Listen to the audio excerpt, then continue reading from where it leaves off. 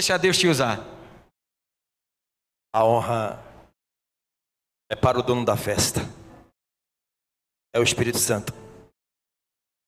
Sem ele nada estaria acontecendo aqui. O melhor lugar de nós estarmos é onde tem a presença de Deus. E aqui nós podemos sentir a presença de Deus.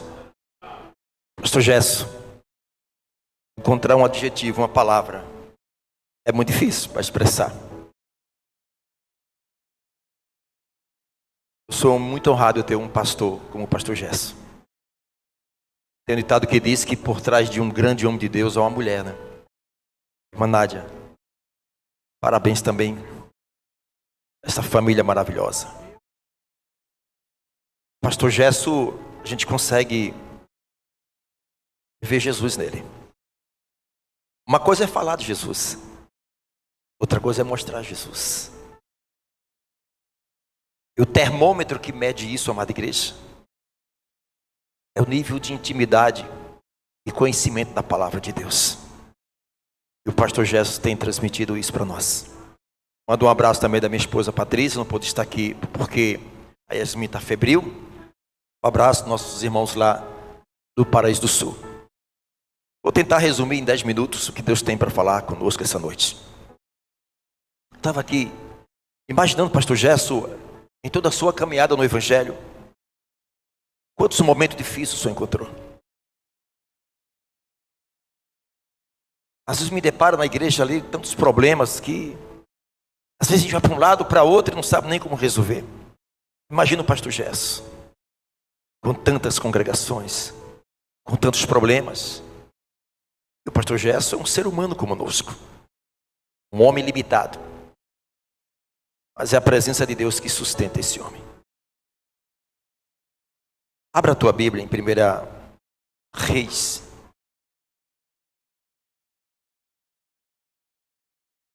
Primeira Reis, capítulo 17, o versículo 6.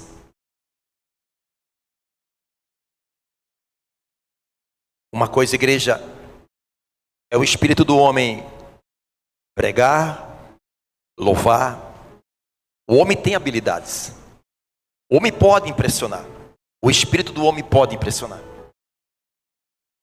Uma coisa é o espírito do homem pregar, falar, louvar. Uma outra coisa, igreja, é o Espírito Santo no espírito do homem impulsionar para fazer a obra de Deus. A palavra fala, amada igreja, de um homem chamado Elias, que ele surgiu em um momento muito difícil. O momento onde a nação de Israel estava em decadência espiritual. Por uma única razão. Pelo rei chamado Acabe, que fez uma aliança com a mulher perversa e imoral, a Jezabel, filha de um rei chamado Etibal, o rei dos Sidônios. E foi onde esta aliança que Acabe fez com os costumes de Jezabel, que trouxe a nação de Israel, levando o povo a esquecer de Deus, adorar outros deuses. E por isso vem uma sentença. Por isso vem, amada igreja, momentos muito difíceis na nação de Israel. E foi exatamente neste período aonde surge o profeta Elias. Um homem que veio para confrontar o rei Acabe. A palavra diz no capítulo 17, no versículo, vamos a partir do 3. Vai-te daqui e vira-te oriente, esconde-te junto ao ribeiro de Querite, que está diante do Jordão, e há de ser que beberás do rio, e eu tenho ordenado aos corvos que ali te sustente. Em nome de Jesus, podem sentar-se em nome do Senhor. Eu vou ser breve. versículo anterior, o profeta Elias vai confrontar com Acabe e manda uma profecia, dizendo que por um período de 3 anos e meio, nem chuva e nem orvalho caía sobre aquela terra. Até nós entendemos que sem chover, à noite o orvalho ainda tem uma possibilidade de uma semente germinar. E até essa possibilidade Deus tira da nação de Israel. Por que a chuva? Porque era exatamente, amada igreja, Acabe, ele vai em Samaria, onde havia um templo de Baal, onde ele levanta um altar para Baal. E Baal, ele representava, amada igreja, o Deus da semente, da fertilidade, da chuva. E quando Deus enviava a chuva, havia prosperidade naquela nação. Mas o povo, eles não agradeciam a Deus, eles agradeciam ao rei Baal. Eles achavam que o Baal era que mandava chuva, que dava a prosperidade daquela nação. Por esta razão que Deus envia um profeta e diz: olha, nem chuva e nem orvalho. Agora, Elias, vai para o vale de criados, some, desaparece daí. Há muitos momentos em nossa vida, amada igreja, que precisamos, às vezes, silenciar. E é no silêncio onde Deus trabalha. É no silêncio onde Deus trabalha. Às vezes nós somos muito apressados. A gente quer acelerar o processo, a providência de Deus sobre a nossa vida. E a gente não espera a providência de Deus, não espera que Deus venha agir na nossa vida. E o que é que nós fazemos? E vamos e agimos primeiro. É onde muitos têm quebrado a cara. E ele manda lá para o vale de Quiriates. E Deus fala para eles: olha, lá tem o ribeiro. E eu já providenciei covos para te dar o pão, a carne. Que Deus maravilhoso. Deus envia este homem para o lugar, para o endereço certo ali. Por isso que o melhor lugar de nós estarmos, amada igreja, é o lugar onde Deus quer que nós estejamos. Esteja sempre na posição que Deus quer que você esteja. Não perca essa conexão, a conexão com Deus. E a Bíblia diz que com o passar do tempo a fonte seca. A fonte natural seca. E Deus ordena agora que os corvos não alimentem mais Elias. E uma fonte para secar, amada igreja, não foi de um dia para a noite, houve um período. Exatamente neste período de bênção. Talvez Elias, eles se acomodam. Geralmente é assim.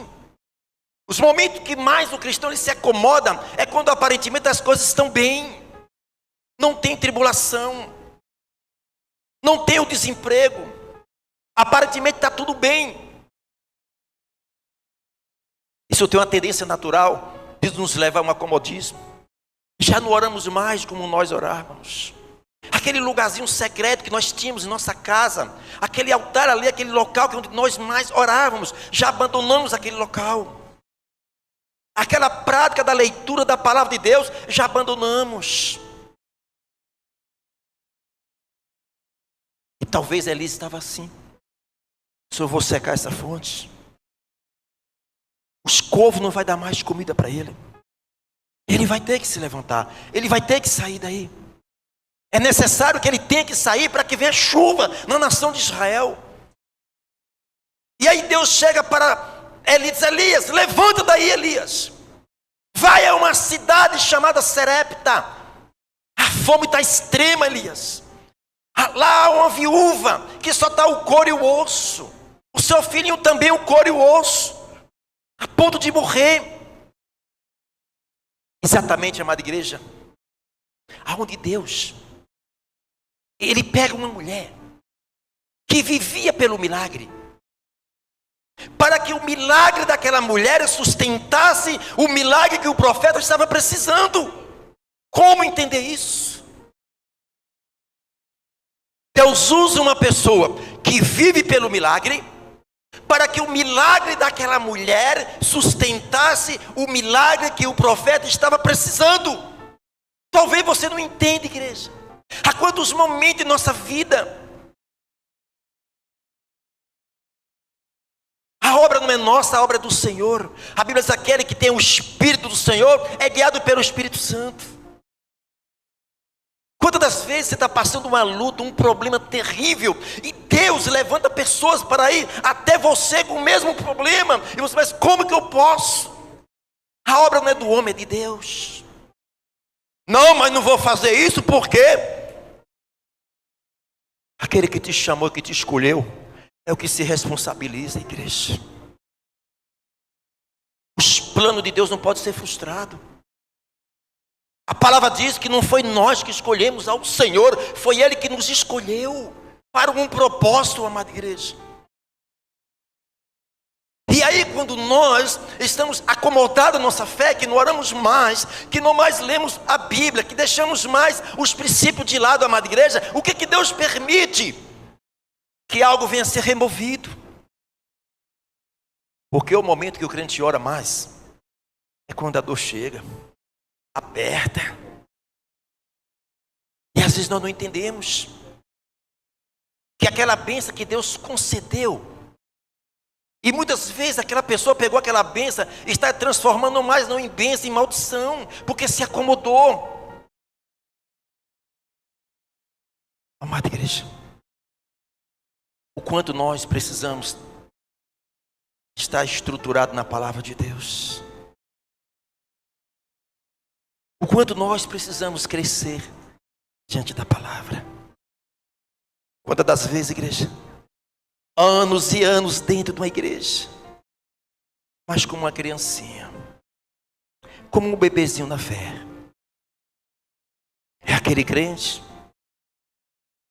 que ele é dependente 100% de Deus nas questões que Deus atribuiu o homem a resolver, a fazer, e ele não quer fazer, ele quer que Deus faça por nós. Precisamos, igreja, como igreja do Senhor, nós não somos qualquer crente. Você não é qualquer pessoa. Aquele que te escolheu, que lhe capacitou, creia nisso. Ou nós mudamos a forma de pensar, ou nós não iremos além daquilo que nós pensamos.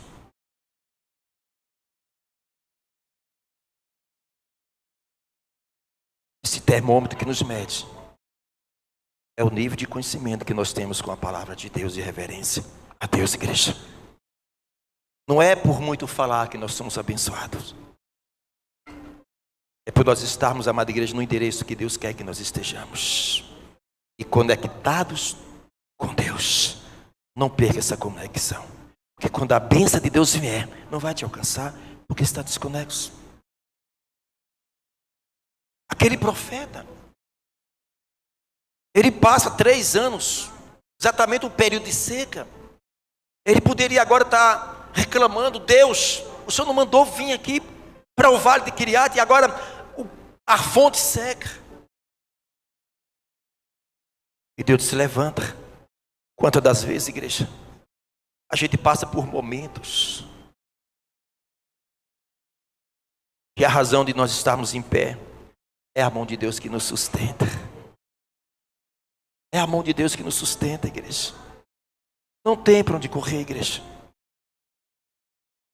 Quantos momentos, pastor, e passou pela nossa cabeça de querer abandonar a obra. Eu já cheguei a esse ponto. De Deus, eu nunca mais quero estar em frente de igreja. A minha esposa já falou a mesma coisa. Há momento que olha para um lado, para outro, parece que não tem saída. Mas nunca esqueça, igreja. Você que vive pelo milagre, é o teu milagre que alguém precisa dele para sobreviver. Olha o que Paulo disse: Diga ao fraco: eu sou forte. Olha para dentro de você. Eu tenho o Espírito Santo, eu tenho uma palavra, eu tenho uma promessa. Aquele que me chamou, me capacitou, eu posso. Posso todas as coisas naquele que me fortalece. Melhore a comunicação com Deus. Melhore o seu pensamento com Deus. A nossa batalha está aqui na mente. Daqui a pouco termina o culto. Da porta para fora, você já encontrou outro ambiente.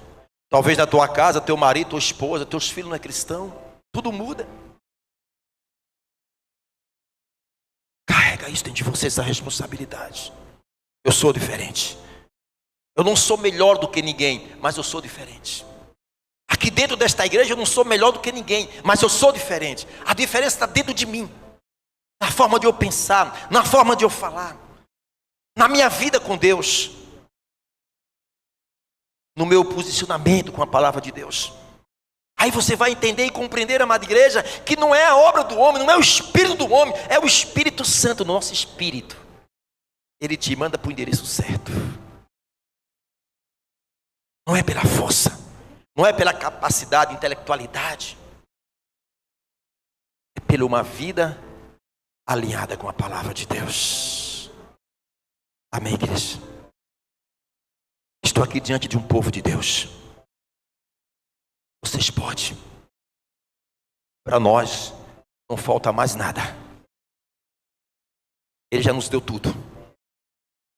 A questão é que nós não amadurecemos ainda espiritualmente e compreendemos a palavra de Deus no nosso coração para entender, amada igreja, a grandiosidade de Deus dentro de nós.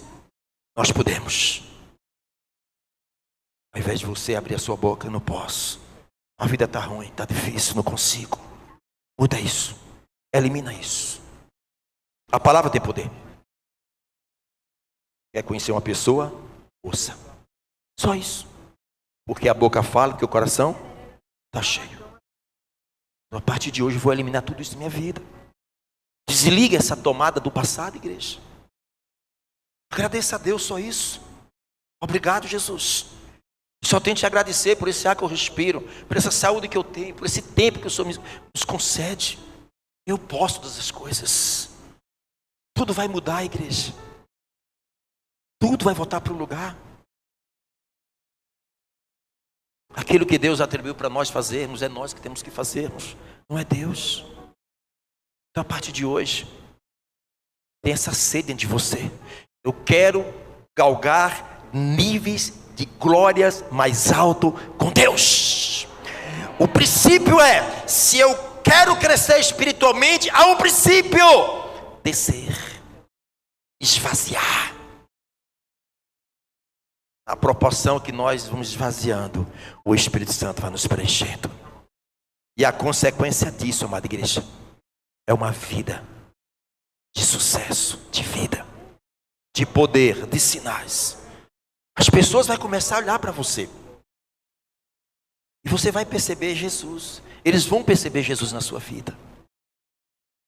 Eles vão perceber o brilho, a intensidade. Eu sempre falo, um carro tem um gerador. Porque sem um gerador, amada igreja, não tem como gerar energia. O gerador tem uma função, a bateria tem outra. A bateria recebe a energia, a carga. O gerador, ele faz o quê? Ele gera energia. Por isso que de um dia para outro, você bate na chave, tem energia. Porque o gerador gerou e jogou. Dentro da bateria, a bateria tem uma função de armazenar. Imagine que esse gerador é o Espírito Santo dentro de você. É o Espírito Santo gerando dentro de você energia, força, poder, autoridade. A luz que vai brilhar dentro de você. E você cheio desta carga do Espírito Santo. Até a tua presença vai começar a mudar ambientes. Sabia disso? Tua presença mudou o ambiente. Dor de cabeça pode ir embora. Enfermidade pode ir embora. Só a presença. Porque é Jesus dentro de nós. Com o mesmo grau de intensidade que você tem de reverência, intensidade com a palavra, vai ser o mesmo nível, o mesmo termômetro com o Espírito Santo dentro de nós. Então não é um esforço do homem, é uma obra do Espírito Santo dentro do homem. Quando nós o quê? Permitimos. Permita o Espírito Santo crescer dentro de vocês. Aonde você for, a luz do Senhor vai dissipar as trevas. Porque a luz gosta das trevas. Não é nós que gostamos das trevas, é a luz que está dentro de nós, que gosta de ir nas trevas para iluminar quem não tem luz. Amém, igreja? Que Deus abençoe. Saia nesta noite com esta palavra. Eu sou diferente. Satanás, você tem que olhar para mim. De longe você tem que cair. Você tem que ver a luz de Deus, a luz do Senhor. Vida com Deus. Isso é possível com um alinhamento do nosso espírito com o Espírito Santo. Amém, igreja? Não é simples, não é difícil. Por que hoje eu cuido de pessoas em outros países? Hoje já atendi pessoas de Pernambuco, de outros estados. Por telefone Deus tem feito tantas obras maravilhosas. E você pode também ser esse instrumento vivo do Senhor nessa terra. Sejamos a diferença em nome de Jesus. Que Deus abençoe a todos. O horário já está passando. E muito obrigado. Pastor Gesso, um abraço. Te amo de coração, Pastor Gesso, irmã Nádia. Que Deus abençoe vocês. Muito obrigado pelo convite. Deus abençoe. Lindo como é feito aqui na Igreja Batista Betel. Pastor Gerson, que Deus o abençoe. Como diz o Senhor, sempre fala, há muita terra a ser possuída. Muitos anos de vida ainda, eu quero ser sua ovelha por muitos e muitos anos. Grande abraço, pastor. Uma salva de palmas para Jesus.